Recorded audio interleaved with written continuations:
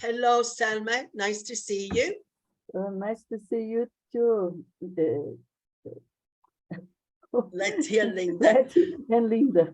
Right, and hello, Linda. We haven't seen each other for a few weeks, so it's nice to see you as well. Yes, So, hello everyone. Nice to see you too. Right, so today both of you, Selma and Linda, are going to help me read chapter 3 of Jane Eyre. And it's a book by Charlotte Bronte. And she is a very famous writer of traditional classical books. And also the films are fantastic in black and white as well. So maybe you can look on YouTube and find some of the films about this book. Right, Linda, would you be so kind as to read a very brief summary about what has happened in the book so far? Okay. The novel opens on a November afternoon at Gateshead, the home of the wealthy Reed family. A young girl named Jane Eyre sits in the drawing room reading a book. Jane's aunt, Mrs. Reed, has forbidden her niece to play with her cousin, Eliza Georgiana, and the bullying John. John doesn't like Jane for being a lowly orphan who is only allowed to live with the Reeds because of his mother's charity. John then hurls a book at the young girl, pushing her to the end of her patience. Jane finally erupts, and the two cousins fight. Mrs. Reed holds Jane responsible for the scuffle. She was sent to Lowood School, where she studied for 6 years before becoming a teacher there. She never saw her aunt again or her cousins. So from this summary, we gather that Jane used to live in a place called Gateshead. And she's an orphan because her father and mother died. And she is sent to live with her auntie. And her auntie doesn't really like her. Who really likes her is her uncle, but her uncle dies, so she has no friends. And she's not allowed to play with her cousins because they think, oh, she's an orphan and she's below us. She's not equal to us. And one of the cousins is called John, and he badly behaves and he makes her life impossible. And her patience is pushed to the end when John throws. To hurl is to throw a book at the girl. So she couldn't stand anymore. So she starts fighting, which is the word scuffle. The scuffle is a fight, right? But then the auntie, the mother of John, or John's mother, finds them fighting. And then she sends Jane away to a school. So you can imagine in the 1800s, the schools are not very nice places to be. And she stays there for a few years before she becomes a teacher. So Selma, can we start unit 3 or chapter 3? Thornfield Hall. Thornfield Hall. In 1833, I was 18 years old. In the summer, Miss Temple left Lowood School. She got married. I wanted to leave Lowood too. I wanted a new life. I will be a governess, I thought. I put an advertisement in a newspaper. October 1833, Lowood. A young woman wants to teach 1 or 2 children in their home. She teaches English, arithmetic, geography, religion, French, drawing, and music. And J.E. is for Jane Eyre. So I will tell you, for example, Miss Temple was a teacher at the school. And she was Jane's only friend because when Jane was growing up, Miss Temple gave her classes, and she tried to motivate her when she was feeling down or badly treated by other teachers. So when she left, I can imagine she felt alone there in the school. So it was normal sometimes for girls to try and be governesses. So you will see that in many films of the time. Right, Linda. I had the reply to my advertisement. The reply was from Mrs. Fairfax of Thornfield Hall, near Millcote. Millcote was about 70 miles from Lowood School. Mrs. Fairfax wanted a governess for a little girl. I wrote to Mrs. Fairfax immediately. I was going to be a governess at Thornfield Hall. I traveled to Millcote in a coach. At Millcote, a servant met me. He took me to Thornfield Hall. At Thornfield Hall, another servant opened the door. She was smiling. She took me into a small, warm room. A lady was in the room. She was sitting by the fire. Right. So what we can gather from this paragraph, a hall is a noble house. And also we realize this because there are servants. And also a coach would have been like a carriage with horses at this time. Yes. So that's what we can gather. Never worry too much about the names of places because they're quite complicated.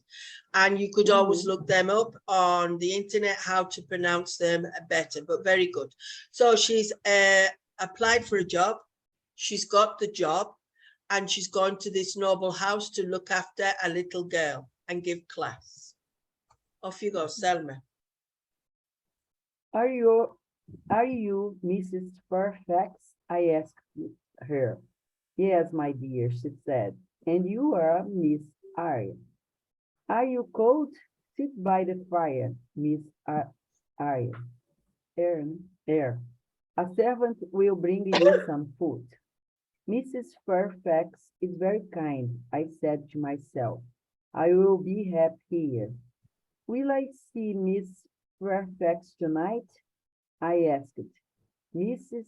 Fairfax looked at me. She smiled. Miss Fairfax? No, no, she said.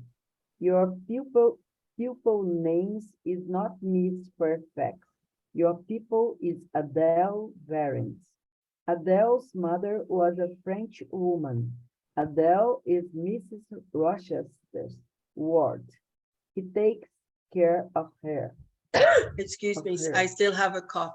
Right, so we need to understand. So she's going to look after a little girl who's called Adele, and her mother was French. We don't know any more at the moment.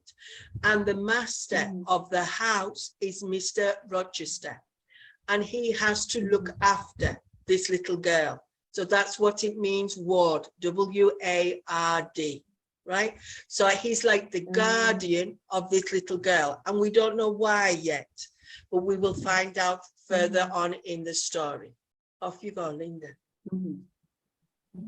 Mr. Rochester?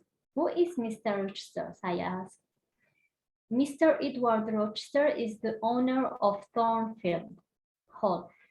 Mrs. Fairfax said, I am his housekeeper.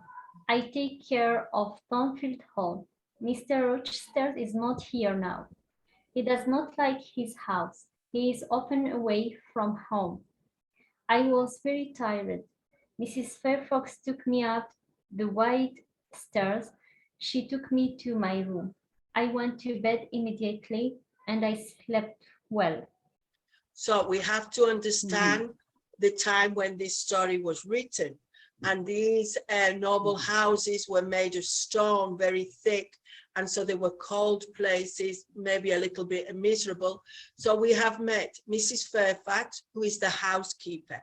She is the person who looks after the servants and the running of the house. We've met Mr. Rochester, who is the owner, but something has happened. So he doesn't like living in his house. And we will find that. And then there is Adele, this very mysterious little girl. Off you go. Mhm. The next morning, I woke early. The sun was shining. I put on a plain black dress. I opened my bedroom door. I walked along a corridor and down the wide stairs. I walked on into the sunny garden. I turned and I looked up at my new home. Thornfield Hall was a beautiful house with many large windows. The garden was beautiful too. Right. So here we have a picture, Salma. Who do you think we can see in this picture? Who do you imagine that's in this picture? We can see the little girl. The name is Adele. Adele, Jane Eyre, and the housekeeper. I think Right. so. The housekeeper is Mrs. Fairfax. behind. And in the background, we Mrs. can Fairfax. imagine the house. So you can see it's a fantastic house. Even maybe it's not the place I would choose to live, but it looks fantastic, no? And there's lots of gardens and grounds. And we can see the big windows and we can see the way it's being built. So we've got Jane, Miss Fairfax, and the little girl. Right, The Linda. little girl, Adele. After a few minutes, Mrs. Fairfax came into the garden. She spoke to me. "Good morning, Miss Eyre," she said. "You have woken early. Miss Adele is here. After breakfast, you must take her to the schoolroom. She must begin her lesson." A pretty little girl walked towards me. She was about 8 years old. She spoke to me in French and I replied in French. After breakfast, I took Adele to the schoolroom. I worked all morning. Adele enjoyed her lessons and I was happy. So we can imagine the situation. Adele is so a happy little girl and she enjoys the lessons, so she's easy to teach, no? Yeah. Right, Selma. Yes. In the afternoon. In the afternoon, Mrs. Fairfax took me into all the rooms of Thornfield Hall. We looked at the paintings and at the beautiful furniture. We walked along the corridors.